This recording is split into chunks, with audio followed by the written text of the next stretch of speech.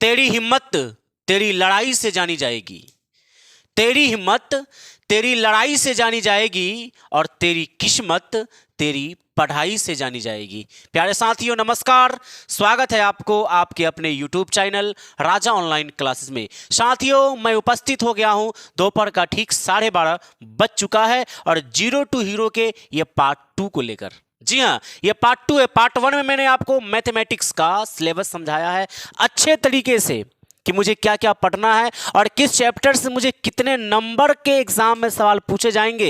ये सारी कहानी मैंने पार्ट 1 में किया है। अगर आपने नहीं देखा है तो उस वीडियो का लिंक इसी वीडियो के डिस्क्रिप्शन में है, आप उसको अच्छे से समझ पाएंगे। मैं उम्मीद करता हूं उसको आप जरूर देखिएगा। ठीक है, तो आज की इस वीडियो में हम स्टार्ट करने वाले हैं संख्या पद्धति। जी हाँ, यूनिट 1।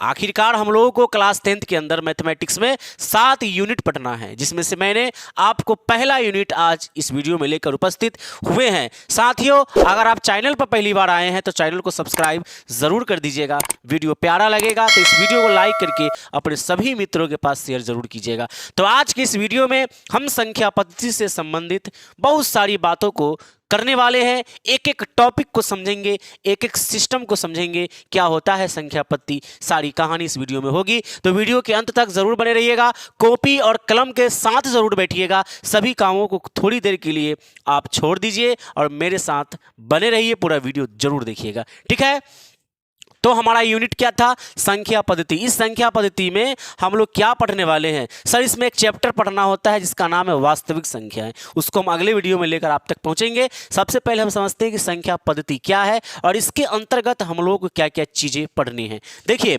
संख्या पद्धति क्या होता है, सबसे पहले मैं आपको समझा दूं। अगर मैं कहूं आपसे कि संख्या पद्धति किसे कहते हैं तो आपका उत्तर क्या होने वाला है, जरा बताइएगा। संख्या पद्धति के बारे में क्या आप पढ़े हैं इससे पहले? संख्या पद्धति किसे कहते हैं, आप इसको परिभाषित कीजिए। तो क्या आप कर पाएंगे साथियों?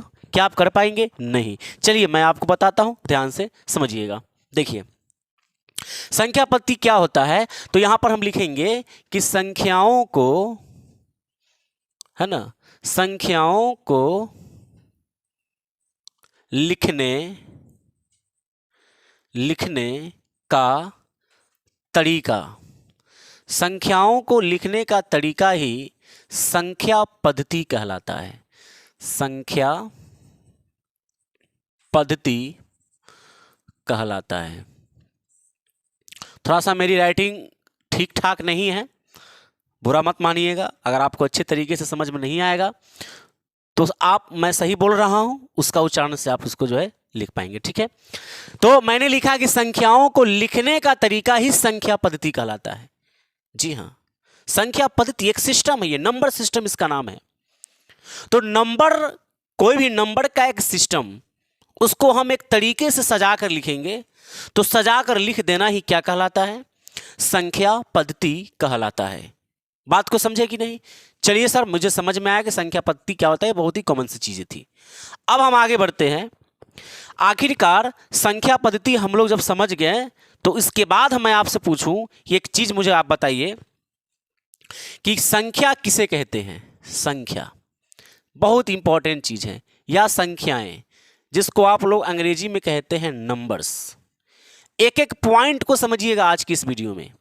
क्लास 10th का आपको तैयारी तो होगा ही होगा, साथ में आपका कंपटीशन लेवल की भी तैयारी हो जाएगी इस वीडियो में, क्योंकि ये सिर्फ वीडियो क्लास 10th के लिए लागू नहीं है, बल्कि वे सभी बच्चों के लिए ये जरूरी होगा जो बच्चे किसी भी कंपटीशन की तैयारी में लगे हुए हैं। साथियों यहां पर नंबर सिस्टम का एक एक पॉइंट को मैं क्लियर करने वाला हूं, एक एक पॉइंट को क्लियर करने वाला हूं, एकदम अच्छे तरीके से क्लियर हो जाएगा। एक भी डाउट आपका नहीं बचेगा, सब डाउट आपको क्लियर हो जाएगा, है कि ना? तो अच्छे से समझिएगा, पूरा वीडियो देखिएगा। संख्याएं क्या होती है बता सकते हैं आप? संख्याएं क्या होती है? नहीं सर, देखिए संख्या कुछ नहीं है, संख्या एक अंदाज है। संख्या एक अंदाज है जो प्रश्नों के उत्तर को निर्देशित करता है कि किसी समूह में या किसी ग्रुप में, किसी सभा में कितने व्यक्ति या कितनी वस्तुएं उपलब्ध है। मैंने लिखा कि संख्या एक अंदाज है। बात को समझिएगा, संख्या एक अंदाज है, आइडिया जिसको आप बोलते हैं, है ना, आइडिया है ये। संख्या एक अंदाज है जो प्रश्नों के उत्तर को निर्देशित करता है कि किसी समूह में या किसी ग्रुप में, किसी सभा में कितने व्यक्ति या कितनी वस्तुएं उपलब्ध है। मैंने लिखा कि संख्या एक अंदाज है, आइडिया है ये। संख्या एक अंदाज है जो जो प्रश्नों के उत्तर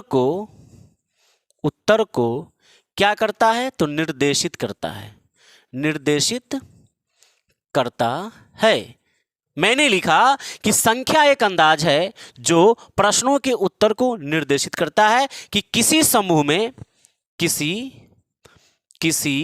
समूह यानी कि ग्रुप, किसी समूह में कितनी वस्तुएं हैं, इस चीज को समझने का प्रयास कीजिएगा।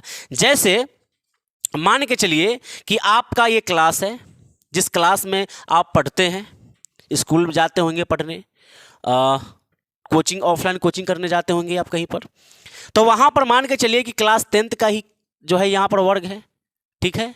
और यहाँ पर बहुत सारे बच्चे बैठे हुए हैं, यहाँ पर बहुत सारे बच्चे बैठे हुए हैं, और आप पहला बार क्लास में एंट्री किए, पहला दिन है आपका, आप क्लास में एंट्री किए, देख कर एकदम अचंभ हो गए कि बाप रे बाप कितना भीड़ लगा हुआ है।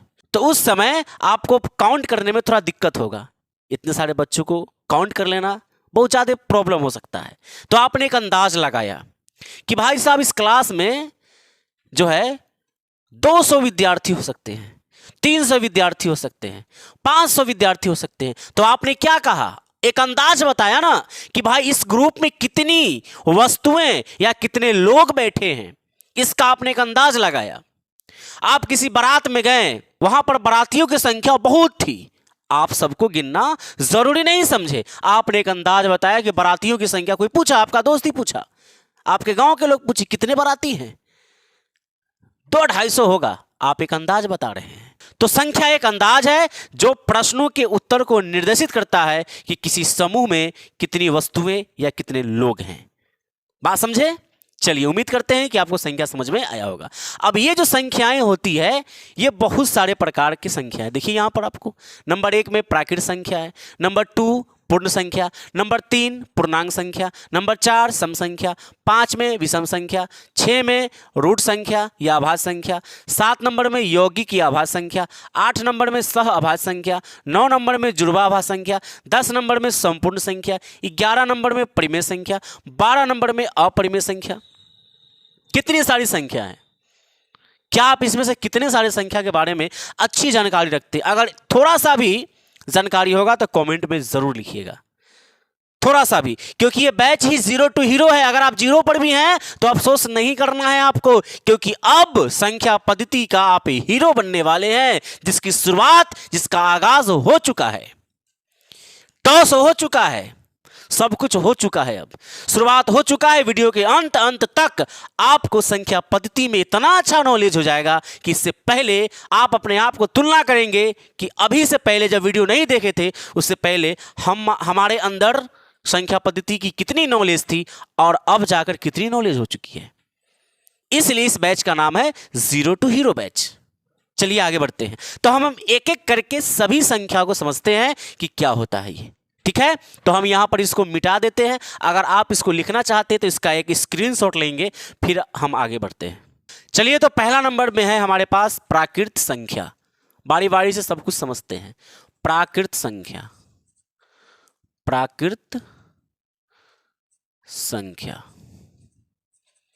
प्राकृत संख्या को आप बोलते हैं नेचुरल नंबर, नेचुरल नंबर। प्राकृत संख्या यानी कि नेचुरल नंबर। क्या होता है ये नेचुरल नंबर? जरा सा समझने का प्रयास कीजिएगा। तो प्राकृत संख्या क्या होता है, इस चीज को समझने का प्रयास करेंगे आप लोग। देखिए, प्राकृत संख्या का सिंपल सा परिभाषा होता है कि गिनती की सभी संख्या को प्राकृत संख्या कहते हैं, प्राकृत संख्या कहते हैं, प्राकृत संख्या कहते हैं, ठीक है। एक तो ये आपकी परिभाषा हो गई। दूसरी परिभाषा अगर आप देना चाहते हैं तो आप ऐसे दे सकते हैं कि एक से शुरू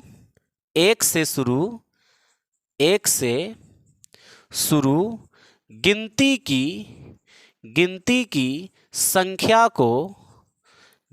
की संख्या को प्राकृत संख्या कहते हैं। ठीक है, ये दोनों एक ही परिभाषा है, थोड़ा सा चेंजिंग है, आप समझ में आया होगा। देखिए, गिनती की संख्या को हम प्राकृत संख्या कहते हैं, ये आपका प्राकृत संख्या हो गया, नेचुरल नंबर। क्लियर है? जैसे एग्जांपल की अगर हम बात करें तो 1 2 3 4 5 6 7 8 डॉट डॉट डॉट, ये कहां तक जाएगा? तो अनंत तक जाएगा। ये अनंत का साइन है साथियों, अनंत इसको आप बोलते हैं। यानी कि प्राकृत संख्या शुरू तो हुआ 1 से, लेकिन इसका अंत कहां, इसका कोई अता पता नहीं है। इसका अंत कहां है, इसका कोई अता पता ठिकाना नहीं है। बात को समझिएगा। अच्छा, एक चीज और मैं आपको बता दूं यहां पर कि प्राकृत संख्या में सबसे छोटी प्राकृत संख्या क्या होगा? तो 1 होगा। ये सबसे छोटी हुआ, सबसे छोटी। आपसे कोई पूछे कि सबसे छोटी प्राकृत संख्या बताइए, तो सबसे छोटी प्राकृत संख्या आपका 1 है। जबकि सबसे बड़ी प्राकृत संख्या क्या है? तो सबसे बड़ी प्राकृत संख्या सर है ये नहीं है, खोज नहीं किया गया है, अनंत है सर, अनंत। अनंत, उसका अंत ही नहीं है, कहां है? तो सबसे बड़ी प्राकृत संख्या हमारे पास नहीं है। सबसे छोटी प्राकृत संख्या की बात किया जाए तो आप कहेंगे सर 1 होता है, सबसे छोटी प्राकृत संख्या 1 होता है। क्लियर है आपको? तो प्राकृत संख्या का सिंपल सा बात आपको याद रखना है कि गिनती की सभी संख्या को प्राकृत संख्या कहते हैं। यानी कि 1 2 3 4 5 6 7 8 9 10 11 12 डॉट डॉट अनंत तक, ये सब गिनती है। अगर मैं आपको कहूंगा कि आपके बगल में कुछ बच्चे खड़े हैं, उसको आप गिनिए, तो गिनती कहां से स्टार्ट कीजिएगा? 1 से ही तो गिनती स्टार्ट कीजिएगा। आप बचपन में पढ़े थे, जो आपको पढ़ाया गया था, आप बचपन में गिनती पढ़े थे, तो गिनती 1 से ही तो पढ़ाया गया था। या किसी को गिनना हो, किसी को काउंट करना हो, किसी वस्तु को काउंट करना हो, किसी व्यक्ति को गिनना हो, तो आप गिनती कहां से गिनिएगा? 0 से गिनिएगा? नहीं सर, गिनती तो 1 से ही ना गिनते हैं आप लोग। 10 मुर्गियां बैठी है, आपको पता करना है कि मतलब कि उसको काउंट करना है, तो कैसे करेंगे? 1 मुर्गी 2 मुर्गी 3 मुर्गी, इस तरीके से 10 तक जाइएगा। उसी प्रकार से गिनती कहां से स्टार्ट करते हैं? तो 1 से। तो 1 से शुरू गिनती की संख्या को प्राकृत संख्या कहा जाता है। उम्मीद करते हैं कि आपको प्राकृत संख्या अच्छे से समझ में आ गया। अब आगे अगर हम बात करें तो यहां पर आप देखिए 2 नंबर में क्या लिखा हुआ है? पूर्ण संख्या। तो आप पूर्ण संख्या क्या होता है इस चीज को समझते हैं। आप यहां पर समझिएगा, बहुत अच्छे से समझ में आएगा। पूर्ण संख्या, इसको आप अंग्रेजी में कहते हैं होल नंबर। होल नंबर, पूर्ण संख्या यानी होल नंबर। ये क्या होता है? पूर्ण संख्या किसको बोलते हैं? बस समझिए एकदम ध्यान से, कुछ भारी नहीं। यहां पर देखिए, आपने क्या कहा? 1 2 3, देखिए 1 2 3 4 5 6 7 8, इस तरीके से अनंत तक गया। तो 1 से शुरू हुआ तो इसका नाम प्राकृत संख्या। इसी संख्या में 1 से शुरू ना करके अगर आप इसी को 0 से शुरू करते हैं, 0 से शुरू करते हैं इसी संख्या को, यानी इसी प्राकृत संख्या में 0 लगा के अगर शुरू कर दिए, यानी 0 1 2 3 4 5 अगर आप बोल रहे हैं, तो अब यह संख्या आपका पूर्ण संख्या कहलाता है, होल नंबर कहलाता है। ध्यान से समझिएगा, अगर आप 1 से गिन रहे हैं तो प्राकृत संख्या, और अगर 0 से गिन रहे हैं तो पूर्ण संख्या। तो पूर्ण संख्या का परिभाषा आखिर होगा क्या भाई? 1 से गिन रहे हैं तो गिनती की संख्या, यानी गिनती की संख्या प्राकृत संख्या, और 0 मिला दिए तो पूर्ण संख्या। तो आप ऐसे लिख सकते हैं कि 0 से शुरू, 0 से शुरू गिनती की संख्या को, गिनती की संख्या को पूर्ण संख्या, पूर्ण संख्या कहते हैं। पूर्ण संख्या कहते हैं। कुछ बदलाव आपको समझ में आया? यस सर, बदलाव समझ में आया। क्या बदलाव समझ में आया? बस ये सारा खेल इस 0 का है। 0 को हटाया तो प्राकृत बन गया, और 0 को सटाया तो पूर्ण बन गया।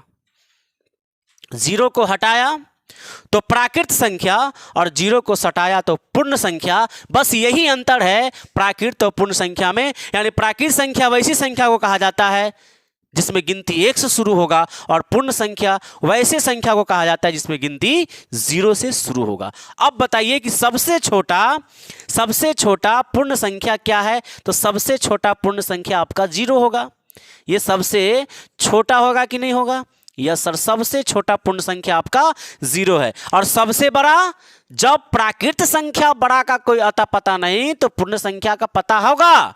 नहीं होगा सर, इसका भी कोई अता पता नहीं होगा। क्लियर है आपको?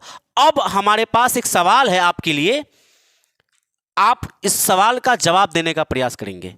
सवाल यह है कि 1 से शुरू किए तो प्राकृत संख्या और 0 से शुरू किए तो पूर्ण संख्या। क्लियर है? क्या सभी प्राकृत संख्या पूर्ण संख्या हो सकता है? यह हमारा प्रश्न है। क्या सभी प्राकृत संख्या पूर्ण संख्या हो सकता है? पूर्ण संख्या हो सकता है? क्या इस प्रश्न का जवाब मिलेगा मेरे को? इस प्रश्न का जवाब आपके पास है? क्या आपके पास इसका जवाब है? अगर है साथियों तो आप कमेंट करके जरूर मुझे बताइए कि क्या सभी प्राकृत संख्या पूर्ण संख्या हो सकता है, हाँ या ना? जल्दी बताइए। चलिए मैं इसका जवाब देने का प्रयास करता हूं। मैंने कहा कि क्या सभी प्राकृत संख्या, सभी प्राकृत, भाई प्राकृत संख्या शुरू कहां से होता है? तो शुरू होता है 1 2 3 से, यानी 1 से शुरू होता है, ये 1 से शुरू होता है, जबकि पूर्ण शुरू होता है 0 से। आप देखिएगा तो ये प्राकृत संख्या पूर्ण संख्या में शामिल है।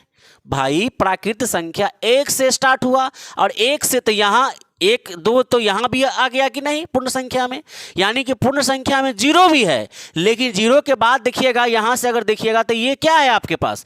प्राकृत संख्या ही तो है, यानी कि जितने भी प्राकृत संख्या है वो सब पूर्ण संख्या है, वह सब पूर्ण संख्या है। तो इस प्रश्न का आंसर क्या होगा?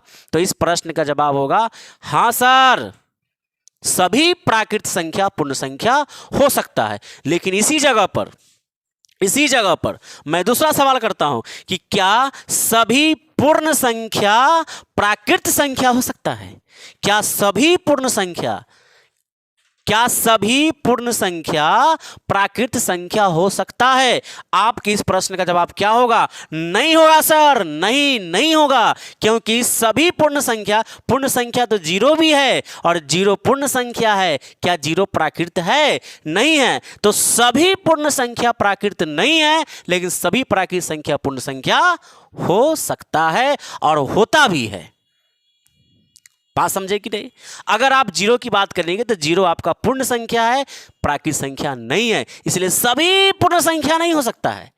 इसके बाद हटा दीजिए तो सब प्राकृत संख्या हो गया। क्लियर हुई? बताइए, सभी प्राकृत संख्या पूर्ण संख्या होगा? यस हो जाएगा। सभी पूर्ण संख्या प्राकृत होगा? नहीं होगा सर, क्योंकि 0 पूर्ण संख्या है, प्राकृत नहीं, इसलिए इसका आंसर क्या हो जाएगा? नहीं। कोई दिक्कत है? नहीं है दिक्कत, आपको समझ में आया होगा। चलिए ठीक है, अब हम आगे बढ़ते हैं। अगला हमारे पास है नंबर 3, जिसका नाम है पूर्णांक संख्या, है ना? नंबर 3 में है पूर्णांक संख्या। इस चीज को समझते उम्मीद करते हैं कि आपको 2 चीजें अच्छे से समझ में आएगा। देखिए, प्राकृत संख्या, पूर्ण संख्या और पूर्णांक संख्या, इस तीनों में बच्चे ज्यादा तौर पर कंफ्यूज करते हैं। आपको नहीं करना है। आज के बाद कोई भी डाउट आपका जो है बाकी नहीं रहेगा, सब क्लियर हो जाएगा आज, ठीक है ना? तो चलिए हम इसको पहले मिटा देते हैं, फिर हम आगे बढ़ते हैं। अब हम बढ़ते हैं नंबर 3 यानी कि पूर्णांक संख्या में। ध्यान से समझिएगा, पूर्णांक संख्या, इसको आप अंग्रेजी में क्या कहते हैं? Integer number. Integer number, integer number, ध्यान से समझिएगा, यह भी आपको अच्छे से समझ में आ जाएगा। अब पूर्णांक संख्या क्या होता है, अच्छे से आप समझने का प्रयास कीजिएगा। देखिए, पूर्णांक संख्या जो होता है, जैसे आप एक संख्या रेखा बनाइए, संख्या रेखा पे आप बीच में 0 लेंगे, 0 के इस तरफ आएंगे, ये आपका एरो का साइन हम इधर लगा देते हैं। 0 के दाहिना तरफ आप बढ़ते हैं तो ये संख्या प्लस में होता है, ठीक है? ये संख्या किस में होता है? तो प्लस में होता है। अगर आप बाईं ओर बढ़ते हैं तो माइनस में आता है, तो -1, -2, -3, -4, ये आपका कहाँ तक जाता है? तो अनंत तक जाता है। और इधर भी आपका कहाँ तक जाता है, तो अनंत तक जाता है। कोई दिक्कत है? जो संख्या आपका प्लस में है, जो संख्या आपका प्लस में है, इसे आप लोग क्या कहते हैं, धनात्मक। इसको आप क्या कहते हैं, धनात्मक संख्या। ये आपका धनात्मक है, यानी कि प्लस वाला नंबर है। और ये आपका क्या है, ऋणात्मक है। ये आपका क्या है सर, तो ये आपका ऋणात्मक है, यानी कि नेगेटिव नंबर है। बात को समझिएगा। देखिए, 0 से इधर बढ़े तो प्लस में, 0 से इधर बढ़े तो आपका माइनस में। अगर आप 0 भी लिखिए, प्लस वाला संख्या, माइनस वाला संख्या, सारे संख्या को अगर आप मिला देते हैं तो ये सारे संख्या मिलकर क्या बनाता है, पूर्णांक संख्या का निर्माण करता है। समझिएगा बात को, पूर्णांक संख्या, यानी कि यहां पर 0 भी एक पूर्णांक है। ध्यान से बात समझिएगा। 0 क्या है, तो ये भी एक पूर्णांक संख्या है। पूर्णांक संख्या, 0 कौन सी संख्या है, तो ये पूर्णांक संख्या है, पूर्णांक। और पूर्णांक में भी कैसा, पूर्णांक में भी कैसा, तो उदासीन। पूर्णांक में भी कैसा है ये, तो ये उदासीन होता है ना। ये कैसा होता है, तो उदासीन होता है। ये उदासीन है। उदासीन का मतलब 0 पर न प्लस होता है न माइनस होता है। 0 का मतलब क्या होता है, कुछ नहीं। प्लस 0 रुपया मतलब 1 रुपया नहीं अपना पैसा। अब माइनस का 0 रुपया मतलब 1 रुपया कर्जा नहीं। यानी 0 ना प्लस में होता है ना माइनस में, ये उदासीन होता है। ठीक है, 0 से इस तरह बढ़ेंगे तो ये धनात्मक पूर्णांक कहलाता है, तो इसको आप बोलेंगे धनात्मक पूर्णांक। ठीक है, और ये आपका नेगेटिव में क्या कहलाता है, ऋणात्मक पूर्णांक। ये क्या कहलाता है, तो ऋणात्मक पूर्णांक। बात को समझे कि नहीं? तो पूर्णांक संख्या का मतलब पूरा पूरा अंक, पूर्णांक संख्या। तो ये आपका क्या कहलाता है, पूर्णांक संख्या कहलाता है। उम्मीद करते हैं कि आपको समझ में आया होगा। परिभाषा की अगर हम बात करते हैं तो परिभाषा क्या लिख सकते हैं, आप ये लिख सकते हैं कि धनात्मक संख्या, देखिए मैं लिख देता हूं, धनात्मक संख्या, धनात्मक संख्या, उसके बाद ऋणात्मक संख्या, ऋणात्मक संख्या, ऋणात्मक संख्या एवं शून्य, शून्य के समूह को क्या कहते हैं, पूर्णांक संख्या कहते हैं। पूर्णांक संख्या कहते हैं। क्या कहते हैं इसको, तो आप पूर्णांक संख्या कहते हैं। और यही आपका क्या कहलाता है, पूर्णांक संख्या कहलाता है। उम्मीद करते हैं कि आपको पूर्णांक संख्या भी समझ में आ गया होगा। अब चलिए हम आपसे कुछ बात पूछते हैं। एक चीज आप बताइए, अभी अभी आपने पढ़ा था प्राकृत संख्या के बारे में, प्राकृत संख्या के बारे में, और अभी आपने पढ़ा पूर्ण संख्या के बारे में, पूर्ण संख्या के बारे में। बताइएगा कि जो प्राकृत संख्या आपने पढ़ा अभी अभी, वो संख्या 1 2 3 से स्टार्ट होता था, यानी 1 से स्टार्ट होता था, 2 3 डॉट डॉट डॉट ये अनंत तक। पूर्ण संख्या कहाँ से शुरू होता था, 0 से, 0 1 2 3 ये कहाँ तक, तो अनंत तक। ठीक है, जितने भी प्राकृत संख्या था वो आपका पूर्ण संख्या था, लेकिन सभी पूर्ण संख्या आपका प्राकृत संख्या नहीं था। ये बात आप अभी देखे हैं। ठीक है, मैं आपसे सवाल पूछता हूं कि क्या सभी पूर्णांक संख्या प्राकृत संख्या होगा? सभी पूर्णांक संख्या प्राकृत संख्या होगा? ना बाबा ना, नहीं होगा। सर सभी पूर्णांक संख्या प्राकृत कैसे हो सकता है? सर 0 भी तो पूर्णांक है। जी हां, तो क्या 0 को प्राकृत संख्या में हम शामिल कर सकते हैं? ना बाबा ना, नहीं कर सकते। अच्छा, क्या सभी पूर्णांक संख्या पूर्ण होगा? सभी पूर्णांक संख्या पूर्ण संख्या होगा? पूर्ण संख्या नहीं होगा सर। आप कहेंगे कि अच्छा अब क्यों नहीं होगा? भाई 0 पूर्णांक है, मैं मानता हूं, 0 पूर्णांक है, मैं मानता हूं, 0 पूर्ण है, मैं ये भी मानता हूं, लेकिन पूर्णांक में नेगेटिव भी तो है, पूर्णांक में नेगेटिव भी तो है। तो क्या नेगेटिव नंबर पूर्ण संख्या हो सकता है? नहीं सर, नहीं हो सकता। तो पता क्या चला? पता ये चला कि जितने भी, यानी कि सभी पूर्णांक संख्या न तो प्राकृत हो सकता है न पूर्ण संख्या हो सकता है। सभी जितने भी पूर्णांक संख्या है वह न प्राकृत संख्या हो सकता है और न ही पूर्ण संख्या हो सकता है। लेकिन अगर मैं आपसे कहूं कि क्या सभी प्राकृत संख्या पूर्णांक संख्या होगा? यस सर होगा। क्या सभी पूर्ण संख्या पूर्णांक संख्या होगा या सर होगा। सभी बातों को नोट करते जाइएगा। नंबर सिस्टम से आपका ऐसा नाता हो जाएगा, इतना मजा आ जाएगा जिसका जवाब नहीं। एक भी प्रश्न नंबर सिस्टम से छूट नहीं सकता है, आपको एक भी प्रश्न नहीं छूट सकता है। यह मेरा वादा है आपसे।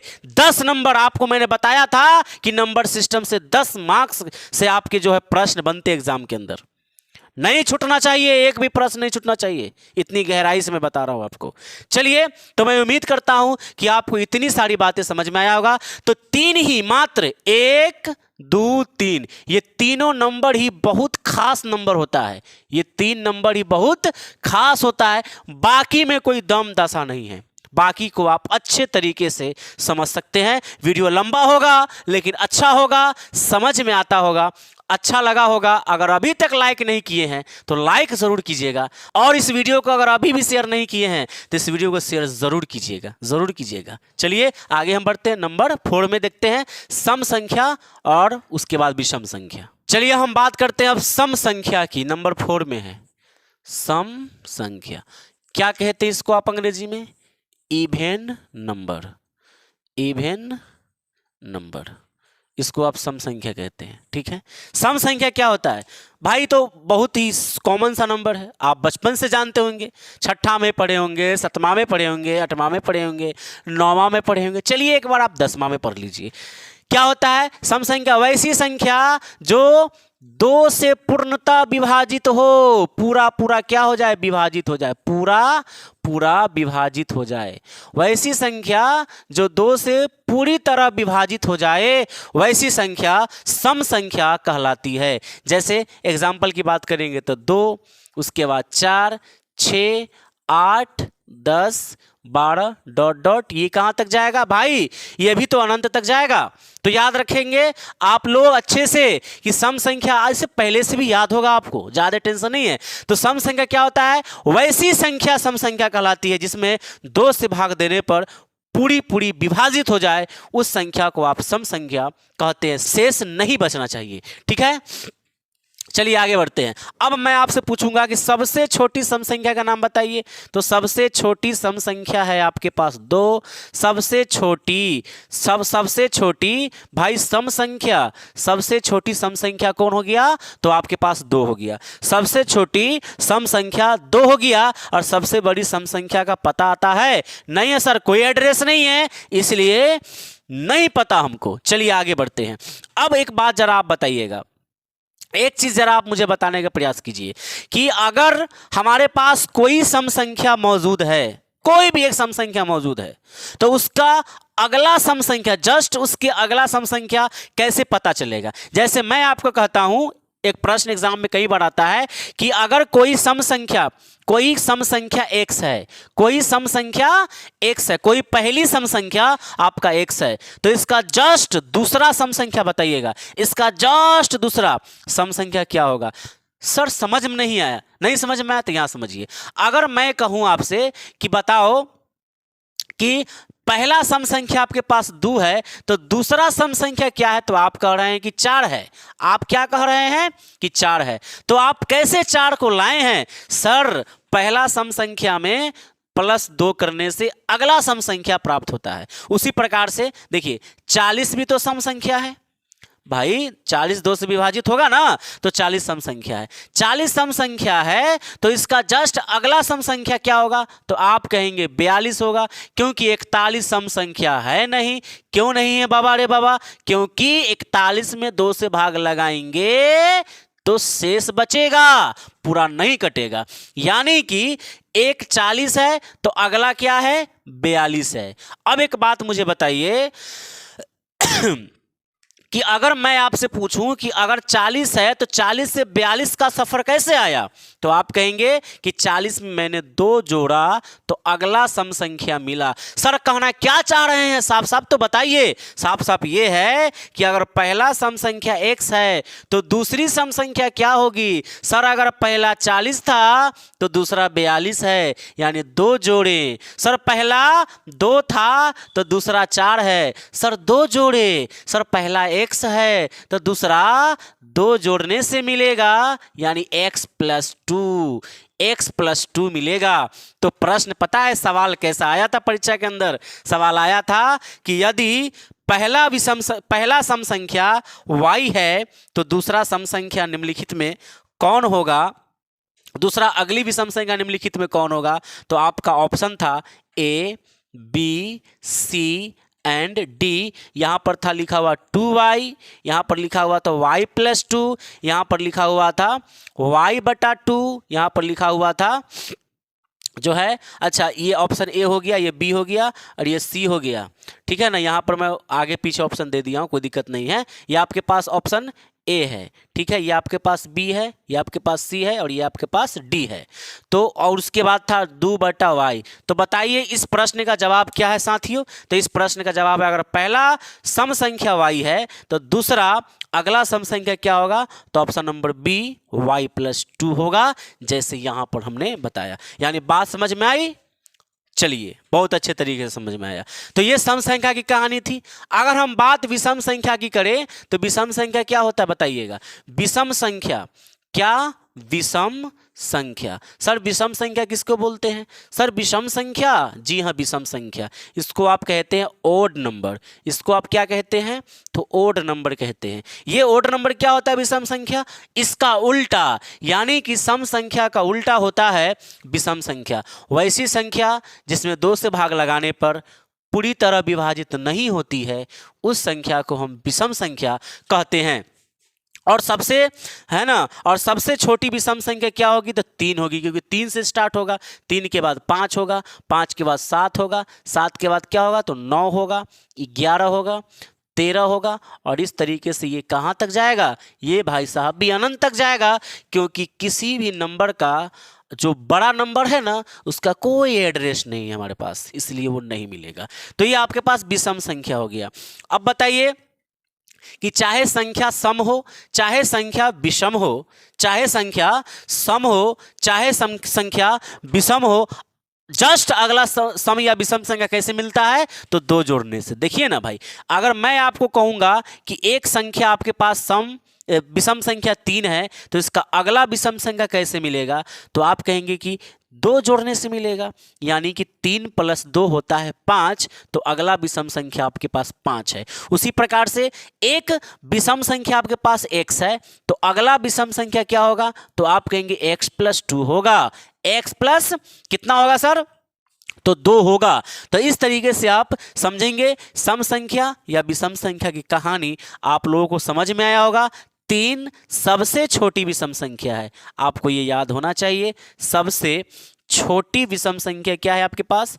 तो सबसे छोटी विषम संख्या जो है आपका वो 3 है, और सबसे छोटी सम संख्या आपके पास 2 है। तो उम्मीद करते हैं कि आपको ये 5 नंबर तक अच्छे से समझ में आया होगा। प्राकृत संख्या, पूर्ण संख्या, पूर्णांक संख्या, सम संख्या और विषम संख्या। चलिए हम आगे बढ़ते हैं और देखते हैं कि अगला नंबर हमारे पास क्या है। तो अगला नंबर में आता है रूढ़ या अभाज्य संख्या। इसको मैं मिटाता हूं, फिर अच्छे से समझते हैं। चलिए तो हम बात कर लेते हैं रूढ़ या अभाज्य संख्या की, है ना। रूढ़ या अभाज्य संख्या, इसको आप लोग क्या कहते हैं सर? इसको आप बोलते हैं प्राइम नंबर। इसको आप बोलते हैं प्राइम नंबर। ये आपके पास है प्राइम नंबर। चलिए मैं इसको समझता हूं कि ये हमारे पास क्या है। ये आपका जो है नंबर 6 है, रूढ़ या अभाज्य संख्या। देखिए इसकी परिभाषा सिंपल है कि वैसी संख्या जो एक और अपने के अलावा किसी अन्य संख्या से विभाज्य न हो उसे जो है क्या कहते हैं? तो अभाज्य संख्या या रूढ़ संख्या कहते हैं। अभाज्य संख्या कहते हैं। समझिएगा बात को। वैसी संख्या जो एक और अपने के अलावा किसी अन्य संख्या से विभाज्य न हो उसे अभाज्य संख्या कहते हैं। यह आपके पास परिभाषा है, बड़ा अच्छा परिभाषा है, ध्यान से समझिएगा। मैंने क्या कहा कि वैसी संख्या जो एक और अपने के अलावा किसी अन्य संख्या से विभाज्य न हो। अभाज्य संख्या स्टार्ट कहां से होता है? तो 2 से, उसके बाद होता है 3, 3 के बाद होता है 5, उसके बाद 7, 7 के बाद होता है यहाँ पर हम लिखेंगे 8, 9, 10, 11 होता है, उसके बाद होता है 13, 13 के बाद क्या होता है? तो 15, 15 नहीं 16, 17 होता है, 17 के बाद क्या होता है? 19 होता है। इस तरीके से ये आगे की ओर बढ़ते रहते हैं। बात को समझने का प्रयास कीजिएगा। यहां पर मैंने क्या लिखा? वैसी संख्या जो एक और अपने के अलावा किसी अन्य संख्या से विभाज्य न हो, यानी कि ये इस 2 को देखिएगा तो इस 2 को काटने वाली संख्या कौन कौन सी हो सकती है? सर 2 को काटने वाली संख्या, एक तो खुद 2 काटेगा अपने आप को, या फिर 1 काटेगा। काटेगा कि नहीं? अगर हम बात 3 की करें तो 3 को काटने वाली संख्या, सर खुद 3 अपने आप को काट सकता है या फिर इसको 1 काट सकता है। 5 की अगर हम बात करें तो खुद 5 अपने आप को काटेगा और 1 अपने इसको काट सकता है।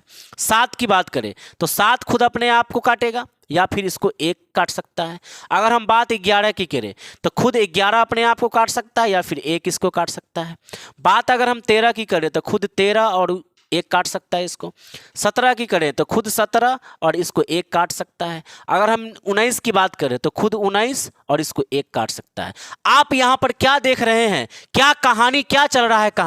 कहानी सर कुछ नहीं है। कहानी यह है कि ये जितने भी संख्या लिखा हुआ है, इसको काटने वाली संख्या खुद स्वयं है या फिर वह 1 है। खुद स्वयं है या 1 है, खुद स्वयं है या 1 है। यहां से लेकर यहां तक देखिए, और भी इसके आगे 19 के बाद जो होता है 23 होता है। 23 के बाद जो है 23, 24 नहीं होगा, 25 नहीं होगा, 26 नहीं होगा, 27 नहीं होगा, 28 नहीं होगा, 29 होगा, 31 होगा, 37 होगा। तो ये सारी संख्या ऐसी है जो खुद को काट सकती है, अपने आप को काट सकती है, खुद से भाग लगा सकती है या फिर 1 से भाग लगा सकती है। सर ऐसी संख्या जो एक और अपने के अलावा किसी अन्य संख्या से विभाज्य न हो, वैसी संख्या अभाज्य या रूट संख्या कहलाती है। वैसी संख्या जो एक और अपने के अलावा किसी अन्य संख्या से विभाज्य न हो मतलब इन दोनों के अलावा किसी से न हो। कहने का मतलब कि अभाज्य संख्या का अगर हम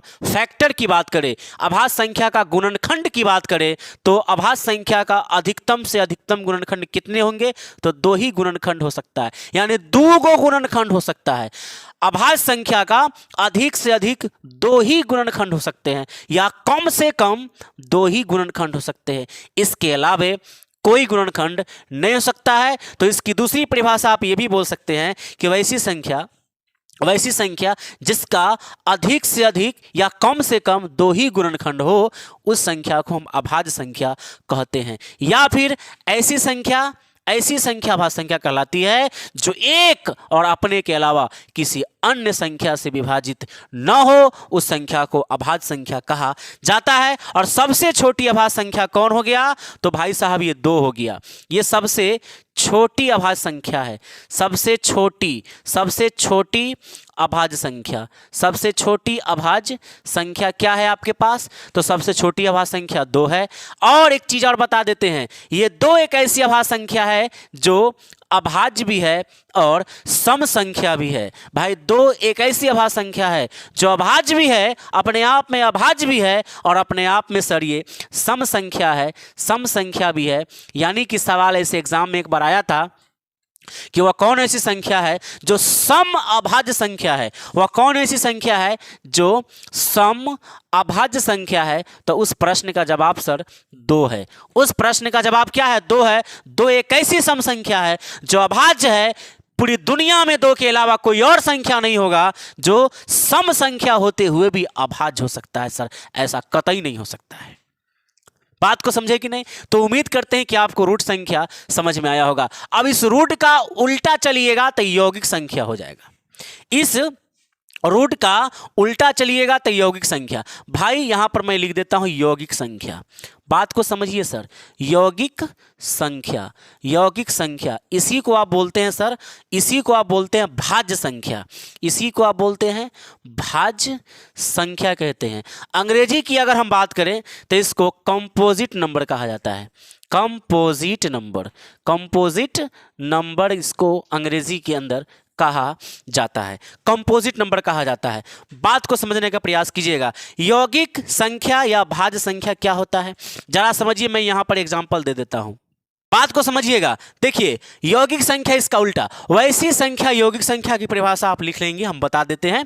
वैसी संख्या जो एक और अपने के अलावा किसी अन्य संख्या से भी विभाजित हो, किसी अन्य संख्या से भी विभाजित हो जाए, यानी कि इसके दो गुणनखंड न हो, दो के अलावा भी हो, उससे अधिक भी गुणनखंड हो जाए, तो ऐसी संख्या यौगिक संख्या या भाज्य संख्या कहलाती है।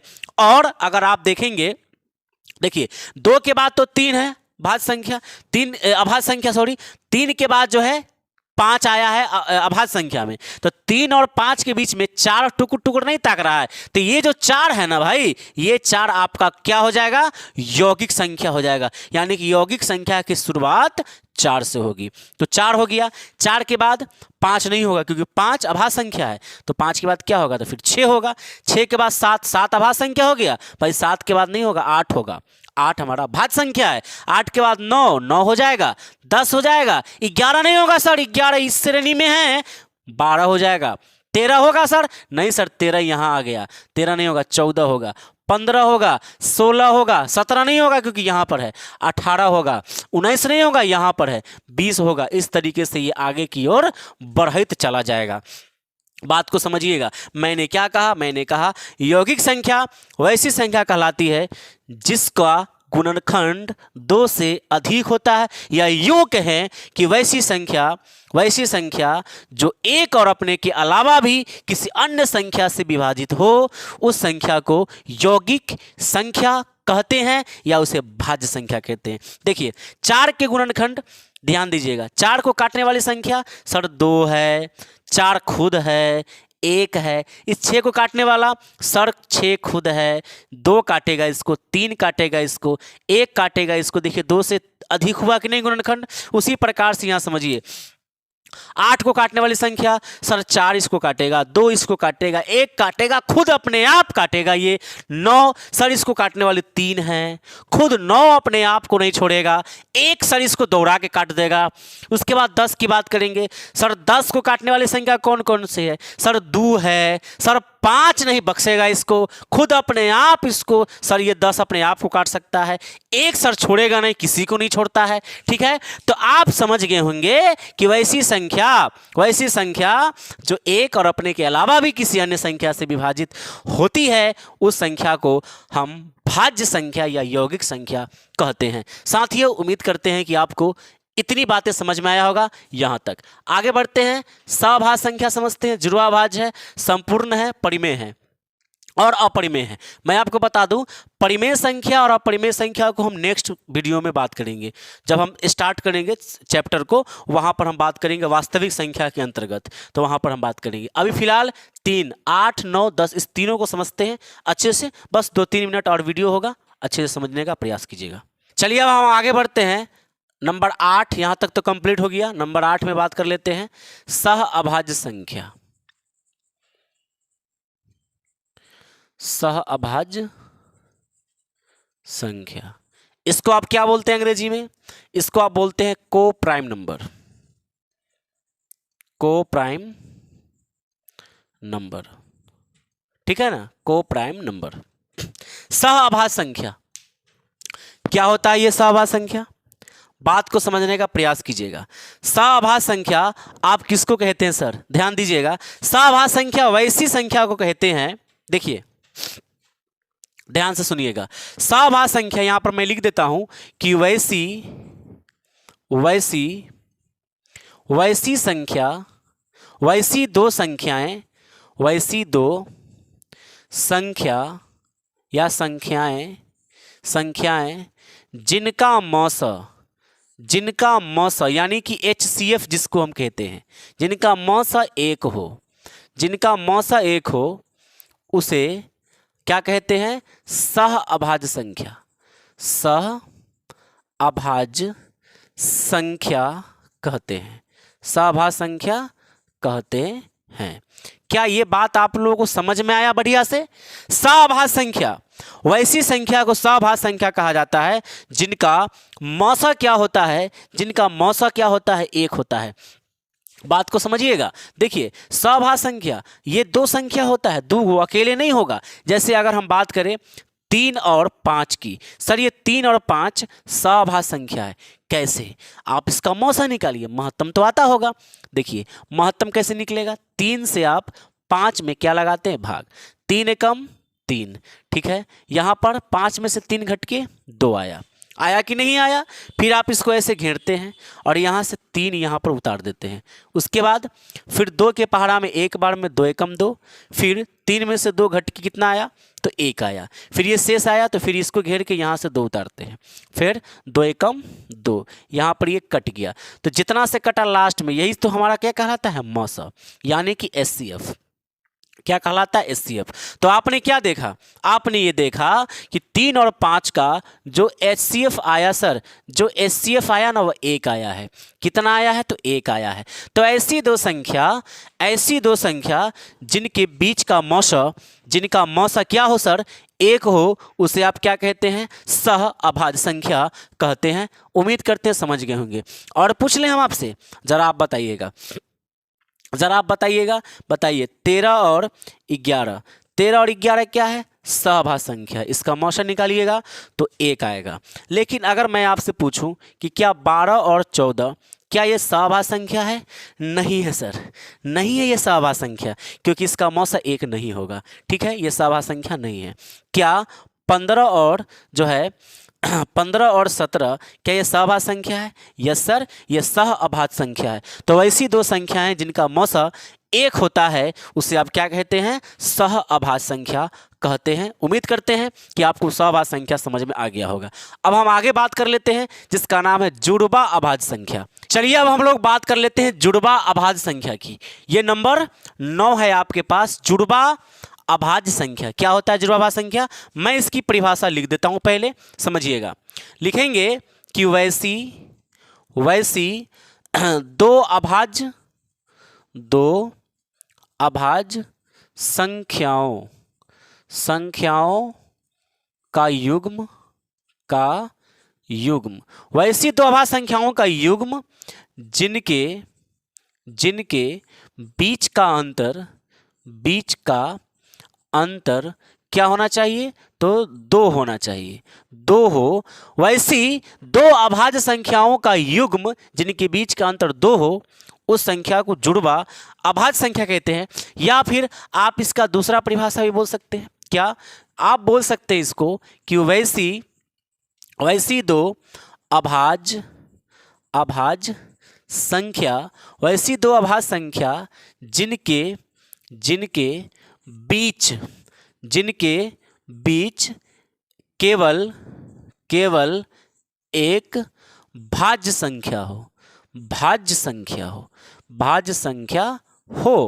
वैसी दो अभाज्य संख्या जिनके बीच केवल एक भाज्य संख्या हो, उसे आप कहते हैं जुड़वा अभाज्य संख्या। मैं एग्जांपल से आपको समझाने का प्रयास करता हूं, ध्यान दीजिएगा।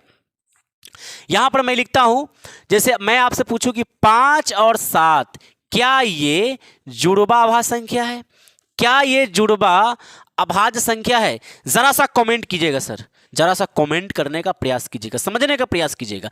मैंने क्या कहा? वैसी दो अभाज्य संख्याओं का योग जिनके बीच का अंतर 2 हो, जिनके बीच का अंतर क्या हो? 2 हो। या वैसी दो अभाज्य संख्या जिनके बीच केवल एक भाज्य संख्या होना चाहिए। देखिए यहां पर क्या लिखा है? युग्म। युग्म का मतलब होता है जोड़ा। अभी आपने ईमानदारी से बताइएगा, अभी आप सह अभाज्य संख्या पढ़े, वहां भी 2 संख्या होता था, लेकिन शर्त क्या था? दोनों का मौसा, दोनों के बीच उनका जो मौसा था वह 1 होना चाहिए था। यहां पर क्या है? अंतर 2 होना चाहिए, अंतर 2 होना चाहिए। लेकिन याद रहे कि जुड़वा अभाज्य संख्या में दोनों संख्या अभाज्य होना चाहिए। ऐसा सह अभाज्य में नहीं था सर, ऐसा सह अभाज्य में नहीं था। सह अभाज्य में एक संख्या भाज्य होता था तो दूसरा अभाज्य होता था। मैं सही बोल रहा हूं या सर आप सही बोल रहे हैं? अभी मैंने देखा था। लेकिन यहां पर आप देखिए, ये दोनों का दोनों संख्या सर, ये दोनों का दोनों संख्या अभाज्य है। ये दोनों का दोनों संख्या अभाज्य है, ये तो पता चल गया। तो वैसी दो अभाज्य संख्या ये समझ गए। अब इन दोनों के बीच में जरा अंतर पता कीजिए। तो सर 5 और 7 के बीच में कितना का गैप है? सर 2 का गैप है। शर्त मिल गया। वैसी दो अभाज्य संख्याओं का युग्म जिनके बीच का अंतर 2 हो, अतः ऐसी संख्या 5 और 7 को आप कहेंगे जुड़वा अभाज्य संख्या। जुड़वा अभाज्य संख्या, ये तो हो गई पहली बातें के लिए। यहां पर समझिए ये नियम लागू हो रहा है। वैसी दो अभाज्य संख्या जिनके बीच केवल एक भाज्य संख्या हो, यानी कि 5 है और 7 है, इसके बीच में क्या आएगा? तो 6 आएगा। ईमानदारी से आप बोलिएगा आएगा कि नहीं? यस सर आएगा। तो वैसी दो अभाज्य संख्या जिनके बीच में केवल एक भाज्य संख्या हो। देखिए ये 5 और ये 7 अभाज्य संख्या है, और इसके बीच में जो है ये 6, ये तो भाज्य संख्या है ना सर। तो मैंने क्या कहा यहां पर? वैसी दो अभाज्य संख्या जिनके बीच केवल एक भाज्य संख्या हो, तो ऐसे ये 5 और 7 क्या हो जाएगा? जुड़वा अभाज्य संख्या हो जाएगा। उसी प्रकार से बताइएगा 11 और 13, क्या ये जुड़वा अभाज्य संख्या होगा? यस सर होगा। क्यों? क्योंकि 11 और 13 के बीच में क्या आता है? 12, और 12 क्या है? भाज्य संख्या है। अतः 11 और 13 हमारा जुड़वा अभाज्य संख्या हुआ। या फिर इन दोनों के बीच में कितना का गैप है? तो 2 का गैप है। बताइएगा 15 और 17, 15-17 हो जाएगा सर, ये जुड़वा अभाज्य संख्या है। बताइएगा 23 और 29, क्या ये जुड़वा अभाज्य संख्या है? सर दोनों अभाज्य संख्या तो है, लेकिन जुड़वा के लिए सिर्फ दोनों अभाज्य ही होना चाहिए? नहीं, उनके बीच का डिफरेंस अंतर 2 होना चाहिए। तो क्या 23 और 29 में 2 का अंतर है? नहीं है सर, यानी कि ये जुड़वा अभाज्य संख्या नहीं है, ये जुड़वा अभाज्य संख्या नहीं है। उम्मीद करते हैं कि आपको जुड़वा अभाज्य संख्या समझ में आया होगा। वैसी दो अभाज्य संख्या जिनके बीच एक भाज्य संख्या हो उसे जुड़वा अभाज्य संख्या कहते हैं, या फिर वैसी दो अभाज्य संख्याओं का युग्म जिनके बीच का डिफरेंस यानी कि अंतर जो है 2 होना चाहिए, उसे हम जुड़वा अभाज्य संख्या के नाम से जानते हैं। प्यारे साथियों, ये जुड़वा अभाज्य संख्या हो गया है। अब बच गया हमारे पास संपूर्ण संख्या, इसको भी हम लोग कंप्लीट करते हैं। उसके बाद 11 और 12 नंबर नेक्स्ट वीडियो में हम आपसे बात करें, क्योंकि ये वीडियो काफ़ी लंबा हो रहा है, आप बोरिंग भी हो जाएंगे। चलिए मैं इस बात को समझता हूँ, मैं इसको मिटाकर ये लास्ट नंबर कराता हूँ आपको, ठीक है। चलिए अब हम बात कर लेते हैं नंबर 10 की, जिसका नाम है संपूर्ण संख्या। ऐसे क्लास 10th में इसका कोई यूज नहीं है, है ना, फिर भी हम बता रहे हैं। इसको आप बोलते हैं परफेक्ट नंबर, परफेक्ट नंबर। चूंकि मैं पहले ही आपको कहा है, आपको याद होना चाहिए, ये सिर्फ क्लास 10th की तैयारी नहीं हो रहा है सर, कंपटीशन लेवल तक की तैयारी हो रही है, इसलिए इत्मीनान और सुकून से समझिए। चलिए संपूर्ण संख्या क्या है? ये हमारा 10 नंबर है। संपूर्ण संख्या यानी कि परफेक्ट नंबर क्या होता है? देखिएगा, वैसी संख्या जिनके सभी गुणन खंडों का योग संख्या का 2 गुना हो, संख्या का 2 गुना हो, उसे आप कहते हैं संपूर्ण संख्या। संपूर्ण संख्या। अब ये क्या होता है जरा समझिएगा ध्यान से। देखिए, वैसी संख्या जिनके सभी गुणनखंडों का योग संख्या का 2 गुना हो उसे आप संपूर्ण संख्या कहते हैं। बात नहीं समझे तो समझिएगा। जैसे हम बात 6 की करते हैं, 6 की। 6 को काटने वाली संख्या कौन कौन सी है सर आप बताइएगा। तो 6 को काटने वाली संख्या है 1 काटेगा ना इसको सर, अच्छा 2 भी इसको काट देगा, 3, उसके बाद 4 नहीं होगा, 5 नहीं होगा, खुद ये 6 होगा, ठीक है, खुद ये 6 होगा। तो ये 6 का खंड हो गया। अब आप इसको जरा जोड़ लीजिए, तो 1 + 2 + 3 + 6, जरा इसको जोड़िएगा, 6 3 9 2 11 और 1 12। मैंने क्या कहा जरा परिभाषा पर नजर डालिए। मैंने कहा वैसी संख्या जिनके सभी गुणनखंडों का योग वैसी संख्या जिनके सभी गुणनखंडों का जोड़ संख्या का 2 गुना हो 6 का 2 गुना 12 हो, ऐसी संख्या परफेक्ट नंबर कहलाती है, संपूर्ण संख्या कहलाती है। यानी कि 6 संपूर्ण संख्या है क्योंकि इनके सभी गुणनखंडों का जोड़ इस संख्या का डबल है, इस संख्या का डबल है, इसलिए परफेक्ट नंबर हुआ। ये एक नंबर। दूसरा एक उदाहरण की बात करें, 28 की बात करते हैं। 28 को काटने वाली संख्या 2, उसके बाद कौन काटेगा इसको भाई? 3 तो काटेगा नहीं, 4 7 28 होता है, 4 काटेगा, 5 नहीं, 6 नहीं, 7 काटेगा, 8 9 10 ये सब तो काटेगा ही नहीं, 11 12 13 14 15 14 काटेगा, 14 हो गया, 15 16 17 18 19 नहीं काटेगा, खुद अपना ये 28।